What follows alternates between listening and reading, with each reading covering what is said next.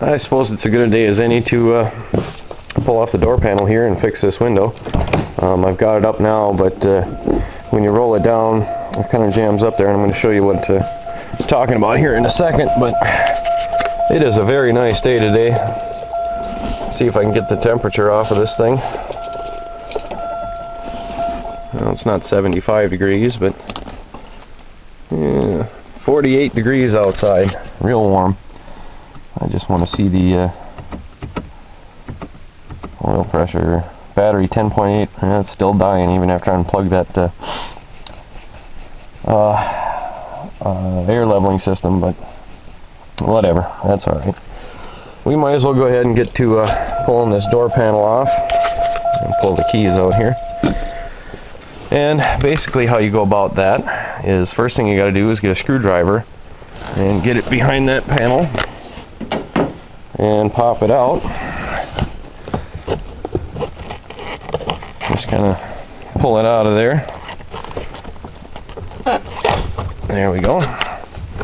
And you'll see the back has this thing that slides in, so you can't get it out that way. And then I'll grab my screwdriver again and I'll pop that clip off. Kind of tricky to do with one hand, but I'll give it a shot. There we go. Now this thing comes off as well. I believe there's a clip on top. There it is. And once you get that out, you can open the door handle and pull it out. Alright, that's off. Now behind this this light here, there's a screw, so we'll just pop this light out and we'll go ahead and yeah, I can actually leave that in, no big deal. But there's a screw back there that I have to remove. And then up here, I've already broken this one, but you've got to kind of go backwards like that and pull that out, and then it pulls out on that side. And there's two screws in there. So I'm going to go ahead and take these two screws and that screw out. And then there is also a clip right here that I'm going to have to remove. Get a needle nose in there or something and pull it out. And then we'll be able to pull the door panel off. Alright, I've got the 3 screws out and that little clip there. So now I should be able to just grab onto the door, lift it up here, and we'll pull it back. And there is one little clip that needs to be undone. And that's for all the electronics on the door itself, which is kind of hard to do with one hand. But actually I don't even really need to take this off. I can just pull that clip off and lay this on the ground. But I am going to take that off so I can pull the panel out of my way. But you know how to undo a clip. But now I need to get back in here. So first thing I'm going to do is remove this this little deal that the screws went into. And there's 3 bolts here, 10mm in size. I'm just going to go ahead and undo these, and then I'm going to go ahead and pull this panel back. I think I'm going to have to also take this box off to get this black plastic or rubber or whatever it is out of my way, and then I can dig into the door a bit further. Well, I was able to get that black thing out of the way without taking that box off. I just folded it back. But when I did that, I realized I forgot to show you what happens, what the window's doing, and why I have to get in here. So I'm going to plug the door panel back in and the switch back in, so you can see what the window actually does and what's wrong with it. Alright, I've got the door panel plugged back in and my switch plugged back in, and I want that one. So here's what happens to it. And that's as far down as it'll go unless I play with the window. But you can see it comes out of the tracks over here, so it's falling the wrong way. And if I grab onto it and shove it back the right way, I can usually get it to come down with a little bit of work. It's got got to wiggle it a bit, but I'm going to stop it there.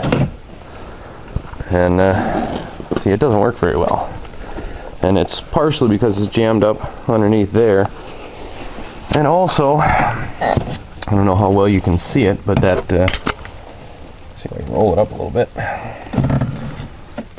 There's a lot of play in that track right there. That thing's wore out on that side. So I think what I'm going to have to do is take this window out, and I believe if I push these in on both sides, I should be able to pull the window right up through the top. As you can see, there are 2 clips, so I'm going to go ahead and see if I can pull that window out, and then I'll just have the regulator to deal with. Well, I've got the window glass out, and it was kind of a pain to undo this clip and that clip just with one person and pull up on the window, but I did manage to get it, and I think you can see a little bit better how much more worn it is on this side than this one. But I may actually leave that in there and try to put the window back in the way it was originally supposed to be. So you can see this is actually folded over, because it was actually on, the window was actually on this side of it rather than in behind it like it should have been. So I may just put the window back in the right way and see if that doesn't help. I think this side was pretty much okay, except at the top it would fold in, but that can be fixed once I get the window in the right way. But yeah, I think it might have been just this. It just wasn't in right. And if not, I'll just pull the window back out and we'll pull this whole regulator thing out and see if I can't figure out a deal for that, for those little slides. Figure something out. Well, I did put the window back in and got it slid in the channel right, but it still came off the tracks and didn't work right, so I'm going to end up having to take that regulator out again, or take that regulator out and see if I can't fix it. But a little tip for putting the window back in is to take these little plastic pieces off, and the window will slide right in. But now I got to go ahead and take this whole thing out and take a look at it and figure out why this regulator has got so much play in it. I don't have another one like this, so I can't just swap it out, but I have parts and pieces and I might be able to make something work, so we'll see what happens. Well, I ended up having to take pretty much the entire door apart, including the little speaker box here, and I got all sorts of parts laying around, but I got the regulator out, and you can kind of see, I don't know if you can see it on camera, but you can see right there it's actually loose right in there. So I'm wondering if maybe I welded that up and kept it from moving if it wouldn't work good. So I'm going to go ahead and give that a shot and see if that works. Well, I got it tacked back together, and there's a little bit of play in it, but not nearly as much as there was before. Before it was this piece and this piece were kind of separated and they were flopping, but now it's the joint between this and these two pieces there's a little slop in there, but it's not horrible. I think it might work. And then of course this is worn, so it wobbles a bit too, but I'm hoping that's enough so that the window will go up and down straight, hopefully. We'll see if that works. I'm going to throw it in and we'll give it a shot. Well, I've got it back together, but unfortunately there's still too much play in this regulator. It still goes cockeyed and doesn't work, so I wasn't able to fix it, I guess. There's a little bit of play between this one and that one. These two are held together now, but there's still enough in between where the X, it's like a pair of scissors. There's too much there, and there's also a little bit on the slides that hold the window in, which would be like these.